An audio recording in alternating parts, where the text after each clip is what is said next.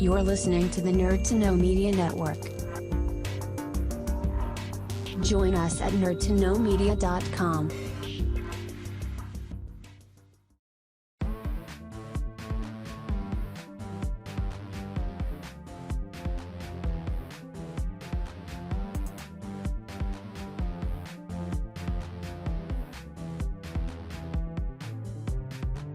Hello and welcome to another episode of Doing It for the Exposure, the show that loves a good hustle. I'm your host Mannequin Blue, and today's special guest is the world-traveling dancer, pole artist and burlesque performer Daria Décolleté. Hello, how are you? I'm good, how are you? Good, I'm very excited to be here. This is my first ever podcast interview and I'm a huge podcast fan in general, so I'm psyched. Oh, well, we're really happy to have you, and you're actually the first person that has reached out to me that I've never met before, which is very exciting because we're growing. Cool, awesome, exciting. So Daria, why don't you tell us a bit about what you do? Okay, so I do quite a few different things, I suppose. I'm really a dancer, like that's where it all started. I started doing ballet from a really young age. Like, I guess my mom was like, we need to get her out of the house for an hour, let's throw her into this and see what happens. She definitely did not expect me to still be doing it 20 plus years later. But anyway, so I did like danced and did, ballet and jazz, and then did drama and all that kind of stuff when I was a kid, all the way up through school. And then I was doing the Leaving Cert, and everyone's like, oh, I'm going to do law, I'm going to do veterinary, I'm going to do medicine. And I'm over here like my little musical theatre showgirl heart beating out of my chest, being like, I just want to dance forever, And my parents, God love them, were actually super supportive and were like, okay, if this is what you really want. So I did 3 years full-time dance training after I finished the Leaving Cert. So I went to the College of Dance in Dublin for 2 years, and then I went to Broadway Dance Centre in New York for another year-ish. And after that, then I was just kind of like traveling and performing and auditioning and hustling my ass off.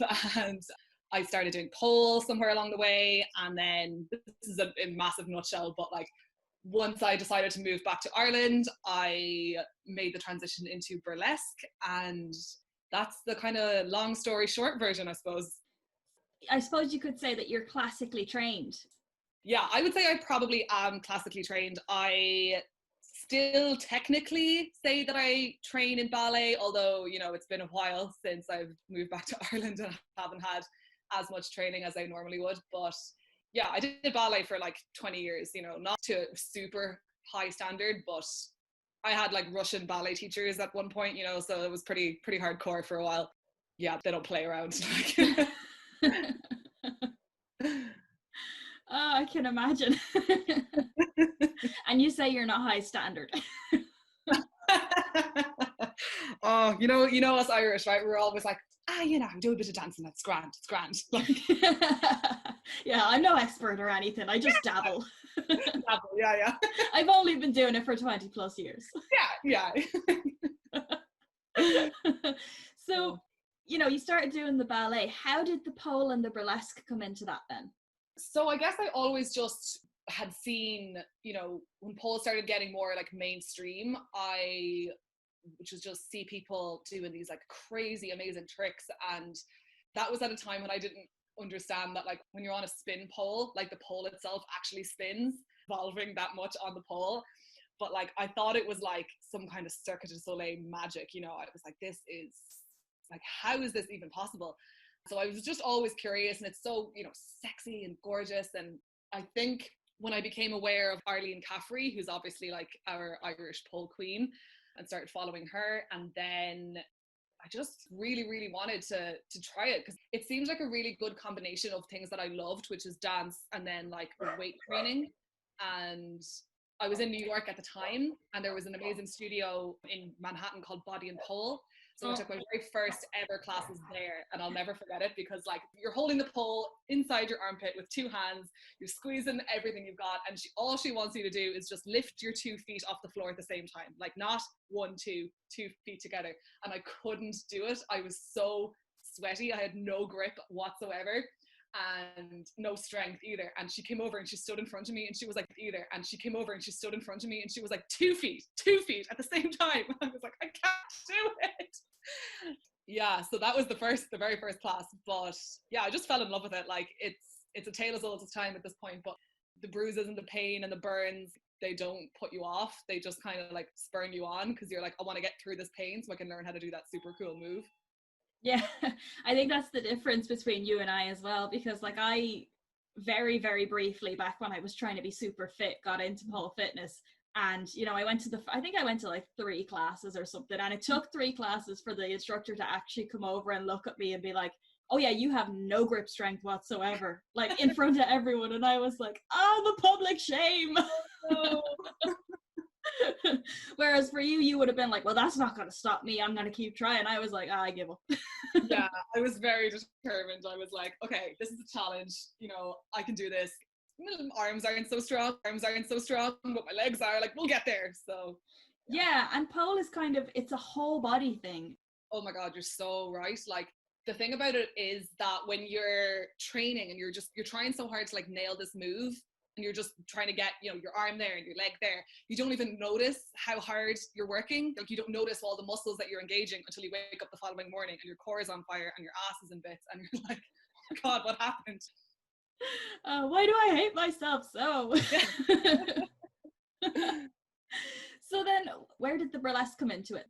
Okay, so with burlesque, I think the very first instinct I really had that it was something I wanted to learn more about was when I lived in London for about 5 years, and one of the places I lived, one of my apartments, my housemate was a full-time burlesque performer in London. Her name's Felicity Furore. She is definitely one of London's like top performers. I lived with her, so she was out like make her own costumes on the floor of our living room. Like our gaff was unreal. It was just feathers, rhinestones, glitter everywhere all the time. Like, and I was like, how is she doing this? Like, she's creating characters out of nothing, you know? And then I went to see her perform and I was like, oh my God, I gotta get me in this. I need this. But obviously, like, becoming a burlesque performer takes a lot of like time and financial investment, which I did not have when I was a poor, hungry, hustling dancer in London. So it wasn't until I came home to Galway, which was about a year ago, like last May, that I was like, okay, you have the time. I got a full-time Muggle job as well. So I was like, okay, I have like disposable income for the first time ever. And I think now is a good time to just take the plunge. But so I have a really good relationship with Tommy from the Dirty Circus. He took a chance on me when I first came home from New York, and I didn't even know what burlesque and cabaret was. But he was like, oh, you're a dancer in Galway who I've never met before. Like, just come and do the show. Had never seen me perform and was like, just come and do whatever you want. And I was like, oh, wow, okay. So when I came back from London then last year, he was like literally the exact same, like, oh, come and do two bits at the Roisin Dove. And I was like, this is it. Okay, here's my chance. And I put together 2 acts so quickly in the space of about 3 weeks, heavy on the Amazon Prime orders, like, wow. And yeah, and then out of that, like two of my acts were born, and they have been massively upgraded in terms of costume quality ever since. But that was kind of how it started. And once I had 2, I was like, I need more. And I started improving things and building on things and all that jazz. And now I'm a finalist for Miss Burlesque Ireland 2020, or whenever we actually get to do it, which was a surprise, but a nice one. So She's noticed that we've had a couple of burlesque performers on the show before, and they usually say something similar, is that it was something they wanted to do for ages, and they were like, I'm gonna do it, and they put it off on the long finger, and then when they actually did it, it was like baptism of fire. It's you know, similar story. You have to put something together in a week or whatever it is that kind of the standard? I don't think so, really. Like, it's funny you say that, because I remember listening to your episode with Memphis Shell, who's a really good friend of mine, and she had a story just like that. You know, it was also kind of last minute and thrust upon her. But I think generally speaking, no, because I think in the short time that I've been in like doing burlesque in Ireland, stuff tends to get booked up quite early. This is in normal times, obviously, but like my calendar for 2020 at the end of February was already like, I had bookings up until November. So I feel like things get booked, generally they do get booked quite far ahead, but yeah, I just happened to be like that one time. But Tommy is actually notorious for like changing his mind on me last minute, or getting me in on something like super last minute, because he knows I'll never say no to him. So I think Memphis said that as well. She said something about Tommy's the Dirty Circus, right? yes, yeah. Yeah, I think she said similar, where he can call her last minute and say, "Oh, just throw something together, it's fine, whatever," and she just does it. Yeah, because he trusts us like really well to like just pull it out of the bag. God love him. So the last show I did before the lockdown with him, which was February, like texted me the day of and was like, "Here, listen, I know you were going to do these 2 acts, but can you do these 2 instead?" And I was like, you know what, only doing it because it's you. Fine. Screw rehearsals. Yeah. Oh no, that's brilliant. I think it's Gemma and Tommy do the Dirty Circus, right? Yeah. So I think I kind of know Gemma in passing, but I don't think I've ever actually met her. But it's just in passing, but I don't think I've ever actually met her. But it's just fun hearing that, you know, this dynamic from a group that organizes shows and stuff, and it always works. It always comes together. It's brilliant. Yeah. And the fact that they trust their performers, and like you said, they take a chance on people they don't really know. Like, we definitely need more of that in the industry. 100%. Yeah, big time. Yeah. So you've traveled around the world quite a bit as well. I've been a few places, yeah. 1 or 2. 1 or 2. Not as much as I'd like. I mean, this year was supposed to be full of it, like 10 times more, but you know, we won't go down that road. But yeah, I got pretty lucky. Like, New York was definitely the highlight. Like, I mean, I wasn't even professional at that point. I'm still training, but I had some gigs there that were amazing. But just being like in the greatest city in the world, essentially, and such a happier time in the world, you know, it was like a pure dream come true. And it's like, you know, I was kind of prepping for dreaming for all of this. Like, I was watching Glee so much, you know, because it was that time. And like the season where like Rachel moves to New York and all that, I was like, oh my God, that's what it's going to be like for me. You know, that's what I want. And yeah, so like definitely like training in New York was the absolute dream, and it's still my favorite city in the world. I was on Good Morning America a couple of times. They frequently hire dancers for when they have like artists on performing, and like Good Morning America Studios is right in the middle of Times Square. There's always tons of fans who come outside the studios to like, you know, see who's there and meet people. So I danced for Iconopop, and they had that "I don't care." Yeah. So yeah, I danced behind them, and Postmodern Jukebox, which I'm sure like every burlesque performer in the world knows. Oh, and then a big one was we did the summer concert series, which is what like Good Morning America will do, like live concerts in Central Park. So we did The Wanted, who were that British boy band that were big around the same time as One Direction, and there was like a whole rivalry with that. Very like NSYNC Backstreet Boys energy, you know. So yeah, I danced for them as well, which was crazy cool. Yeah, so like those are some like definite highlights for New York.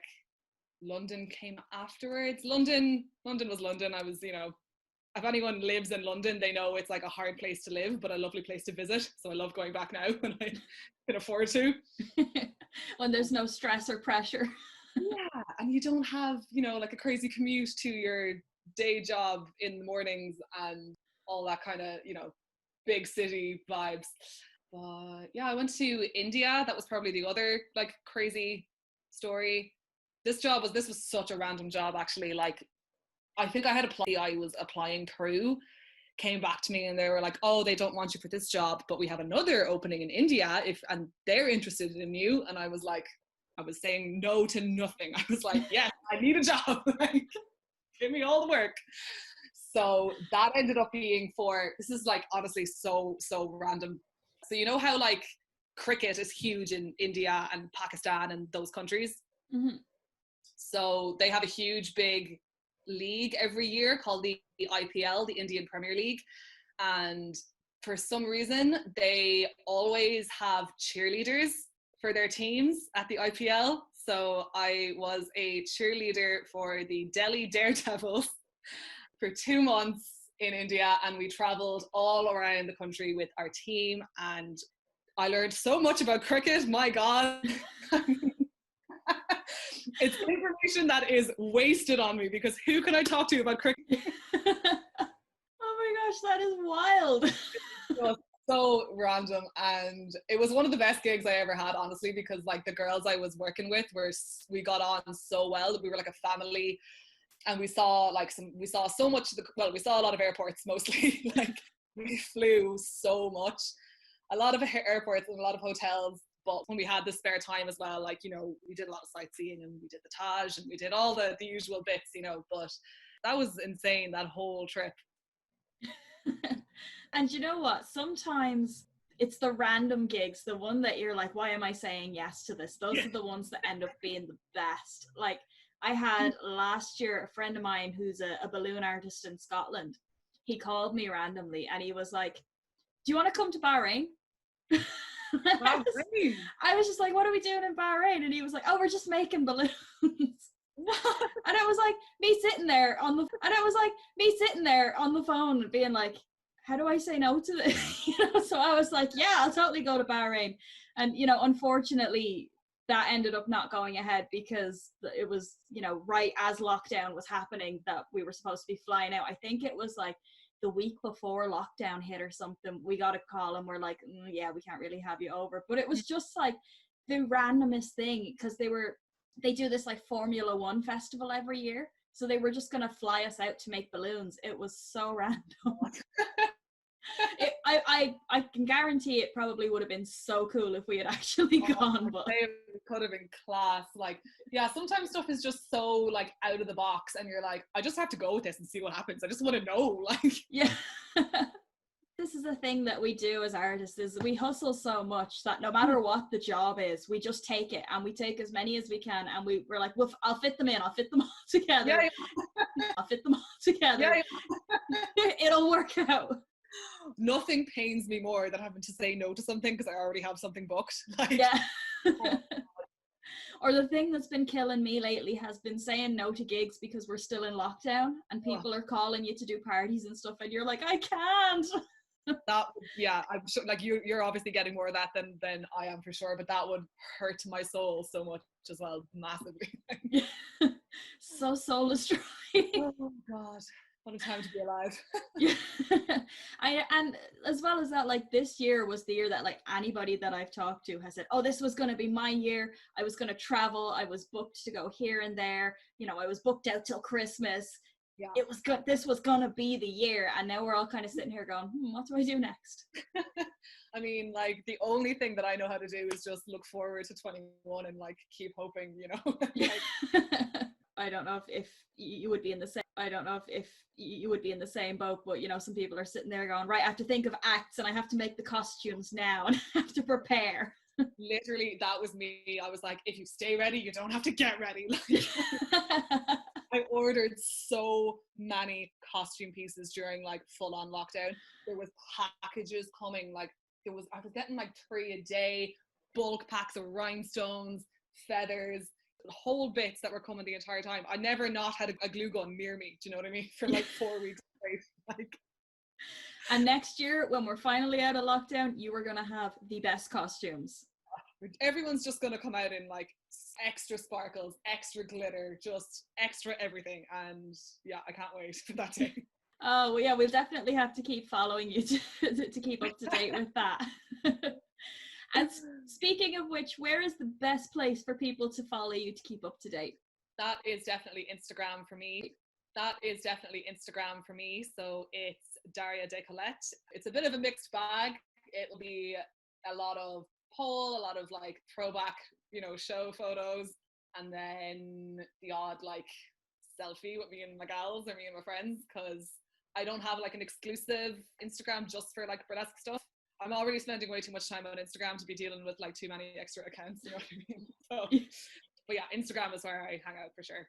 Yeah, no, and I would definitely say like keep it all together. I know some people say that you should keep your work life separate from your personal life, but like I do the same. My dedicated Instagram is, you know, it's half personal stuff, it's half stuff that I work on, because like I'm running my Instagram, I'm running the show's Instagram, and then occasionally I run the actual network's Instagram as well. So it's like, no, that's too many. A lot. There's only so much a person can do. Definitely. Yeah. And I'm all day long anyway, so and that's already too much. And then I know I'm spending, way too much time just in general on Instagram as well. So what is enough, What's too much time on Instagram though? That's exactly what they don't want us to think. Yeah. Because I mean, a lot of people when the lockdown hit, everyone kind of, well, I suppose it's very assuming to say everyone, but a lot of people actually got kind of very down, and they stopped going on Instagram and they stopped updating. There was no point, and it's kind of, people are starting up again now. So you're seeing a wave of people who are like, look at all the cool things I'm doing. Yeah, I'm actually loving seeing everybody going on their staycations and stuff. It's like I booked a week to go away to Kerry with my boyfriend in October, and like I actually just can't wait because I'm so jealous of everyone's gorgeous like Ireland tour pictures. I'm like, oh my god, I want to go. Yeah. We ended up going to Carlingford for a couple of days just because we're that way, and we literally just like, it was great, sat around the house in our pajamas, and like I brought my Switch, and it was like the best staycation. Amazing. Yes, I can't wait. I'm so looking forward to it. But I kind of went a little bit the opposite way. I mean, when lockdown hit, so funnily enough, my parents were away in Spain when we went into full-on lockdown. Mm-hmm. So I was living at home at the time, and I was massively stressed and freaked out because they were away and they didn't seem to understand how serious the situation was. And I was like, you need to get home now. So I was very kind of, anxious about all that, obviously. And I was kind of rummaging around in my attic for some reason, and I found my old teenage diary, and I sat down and I started going through it, and it was just the most hilarious, cringe-worthy stuff.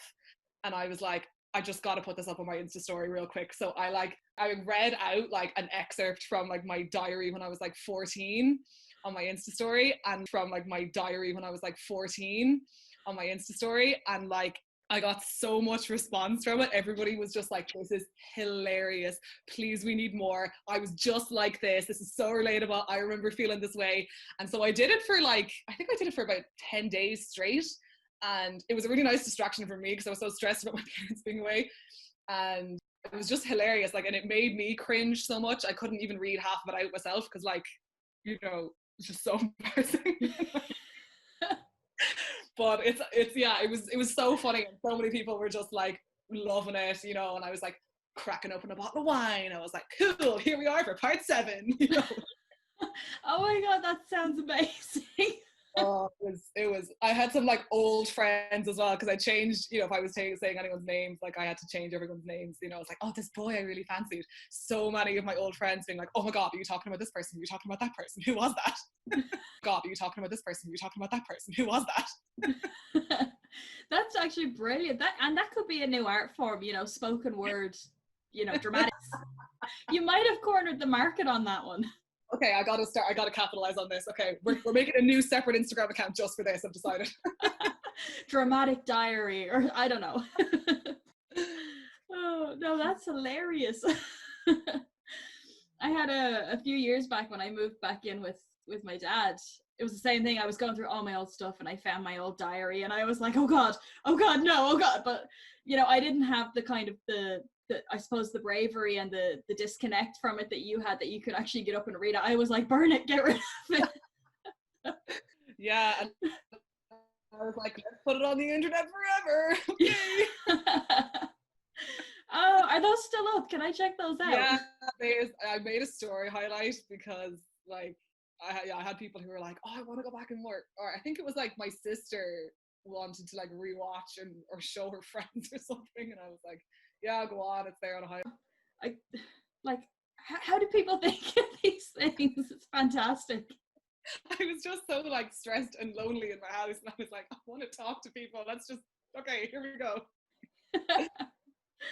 Oh, I'm in the wrong business. I need to get out of the podcasting business and start finding some old diaries.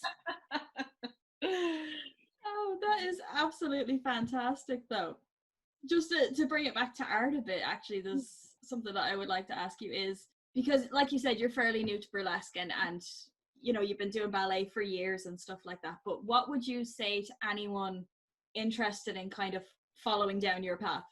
Good question. I think I came at it from a different angle. So like obviously I had a lot of like prior stage experience and stuff like that, and all that, you know, schmancy training and whatever. I do not think that's necessary, or it's not like a requirement. If anyone is listening to this and they're like, oh my God, like this bitch trained in New York and all those kinds of carry on, like that's not, I personally wouldn't have had the confidence to get into burlesque without, you know, the background that I had anyway. But it's 100% not necessary. Like so many of the performers that I know and admire, like came into burlesque a totally different route through their completely their own paths and their own avenues. So I guess the main thing I would advise would be go to shows, because a lot of people have a preconceived notion of what burlesque is or what it should be.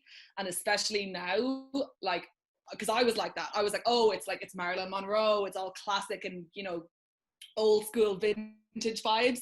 And like when I was like, okay, this is it, I'm going all in, like it just blew my mind how diverse and how basically it's an art form where anything is possible.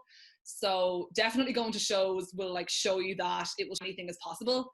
So definitely going to shows will like show you that. It will show you, you know, what's possible, how people can take a subject or a character and completely make it their own.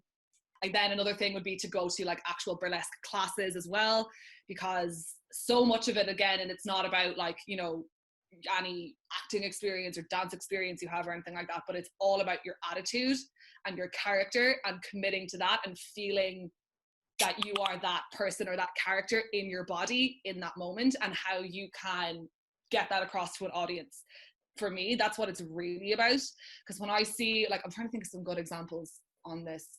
I know we talked about it earlier, but Memphis Shell is honestly the first one who springs to mind when I think about like powerhouse performers who are just like, she commands a stage with just her eyebrow. Like, I don't know how she does it, but like if she's listening to this, like she'll know it's like the whole audience will just go wild because she arches her eyebrow and looks at you in a certain way, and you're like, oh my God, I'll do whatever she tells me, like take all my money, you know what I mean?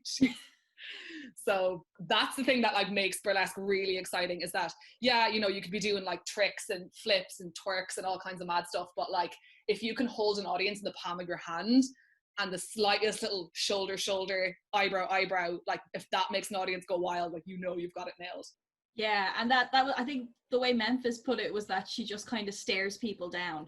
Yeah.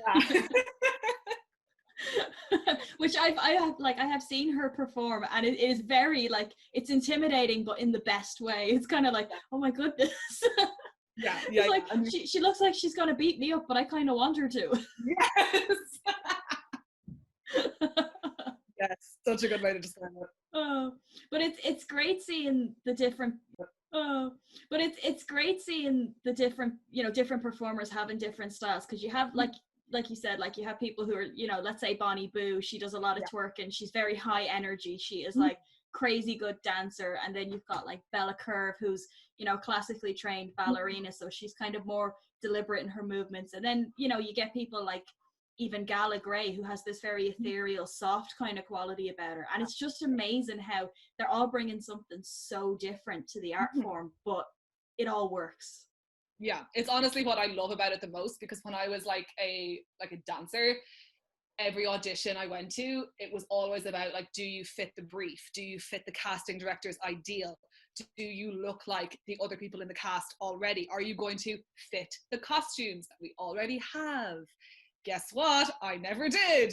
So that was always something that like I was hyper aware of back in the days, that I'd be in like auditions and I would still get cut, and then you look around and you see that, oh, I got cut because I don't look like all these other dancers, you know? So I love that burlesque is an art form that like you create the piece, like you get to decide what music to dance to, decide what costume you want to wear that suits your body and makes you feel good. You do the movements that you feel good doing, and it's literally all about that one performer. And I basically never want to go back to like trying to fit into someone else's casting ideal ever again, because now that I know how incredible it feels to have like total artistic control and do whatever it is that makes me feel and look good, why on earth would I ever want to do what somebody else wants me to do ever again, you know? Yeah, no, I think you're completely right there. And it goes into, it's not just burlesque, it's like any, like you said, it's any art form, it's dancing, it's acting, it's whatever, you know, if they're looking for somebody specific and you're not exactly what they're looking for, it kind of knocks your confidence, like you're not good enough. And people, sometimes they don't stop and think, okay, well, this is subjective, this is what they want, and that doesn't necessarily mean that it's right. It's just, maybe I don't fit this thing, but that doesn't diminish my value. Yeah, and it's really hard to remember that as a dancer, just because when we were in college, like, you do get told, obviously you're prepared, like you're going to hear the word no like a million times more than you're going to hear the word yes, and so you are prepared for that. But it is like, over time, there's only so long it can go on for being water off a duck's back. Like, there does get to a point where it starts to sort of like slowly chip away at you, and you're like, this is, you know, I'm not getting booked because of something I actually can't change. Like, I cannot change the size of like my thighs and my ass. Like, I can't, it's my skeleton, you know what I mean? So when you're kind of like battling against something as like permanent as the way your bones are structured, you're kind of like, okay, something's wrong and it's not me. Yeah, and that was always something. Not me. Yeah, and that was always something I loved from, I don't know if you watch Drag Race, but Jinx Monsoon. She's probably hands down one of my favorite queens, and it was purely just for her attitude the whole time she's in the show, you know, because people are critiquing her and telling her she's not good enough, and she's just like, oh, water off a duck's back, it's fine, and she ended up winning. Yeah, I loved Jinx that season, actually. I remember that. Yeah, so it's just because you might not fit the mold, that doesn't necessarily mean you have no value. Yeah, it's dead on. That's dead on. And like, yeah, as I said, like, I'll just say it again, like, that's one of the things I love about burlesque, is everyone takes it, makes it their own, puts their stamp on it, and that's what people want to see. That's what people book you for. And I'm over trying to fit into like a cookie cutter mold, you know? Yeah, no, you just do you, and people will love you for it, and they will come to all your shows. And if you're listening to the podcast when the burlesque shows start back up, go to all of them and go see as many people as you can, because we need to support them. They are small business owners and they hustle big time. Yes, there's a show, the first show I'm going to this Friday in Dublin. Undercurrent Cabaret are having a show, and as soon as I saw it, I was like, 2 tickets booked, done, because any show that's happening that I can support, I'm like, I'm there. We got to get this back on the road as soon as it's safe and as soon as it's possible, you know? Oh yeah, completely. And you know what, I love Undercurrent. It's kind of one of the shows that I hate missing, but I'm still, like, at the minute I'm still in kind of self-cocooning lockdown, just because I'm living with someone who would be high risk. Sure. But we've been like plugging that show even on the podcast, social media, been like, everybody go to this, because they're great. I love Undercurrent. They're fantastic. I need to get them. We need to have them on the show. Oh my God, you should. This is actually going to be my first time seeing them. Like, I've seen most of them individually, but seeing like a full on first time, so I'm psyched. Oh, it's fantastic. And you know, it's one of my favorite things to do, because every year they always do a show on my birthday. So I'm like, I am going for my birthday every year. And they probably hate me because I'm one of these people that like gets, you know, slightly sauced or whatever, and then maybe heckle one or two, but it's always supportive heckling, you know. But you know, I can totally understand if they don't like that, and if you're listening, I'm sorry.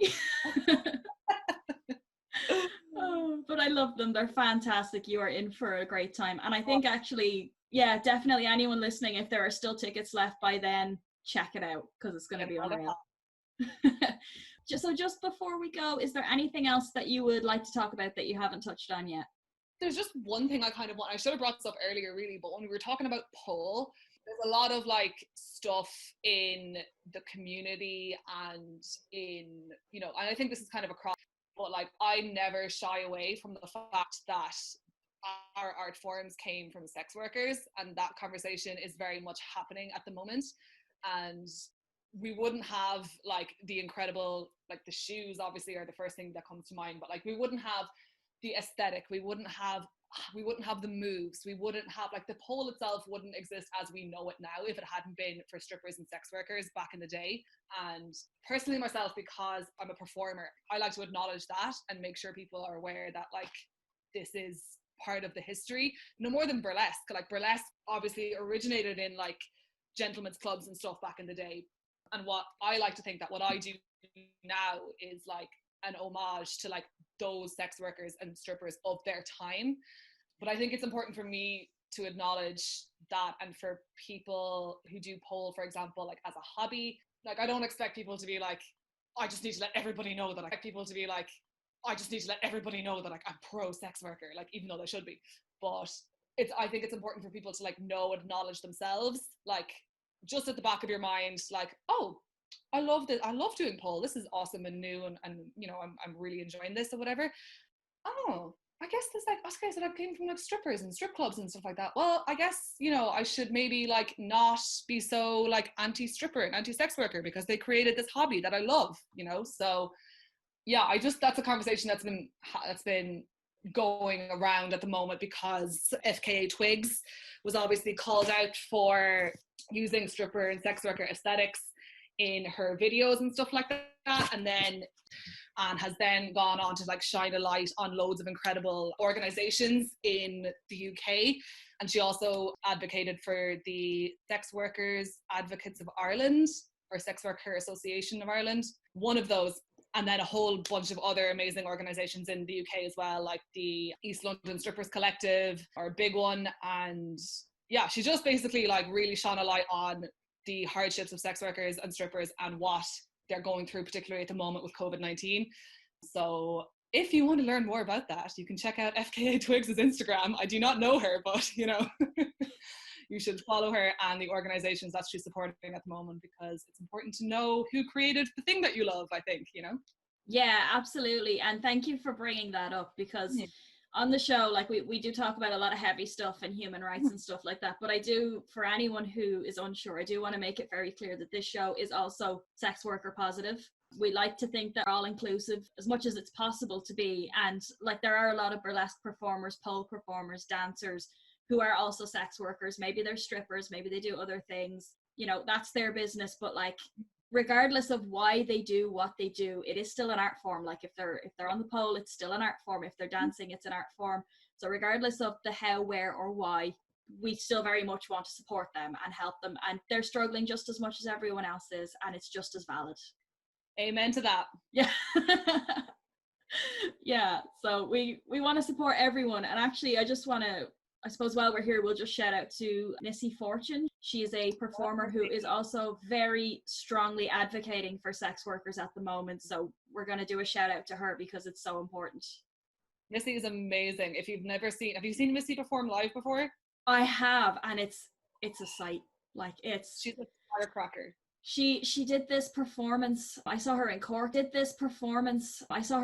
Actually. We were doing an event together. I was there doing balloons. She was performing, obviously, and she did this performance where she was like Darth Vader.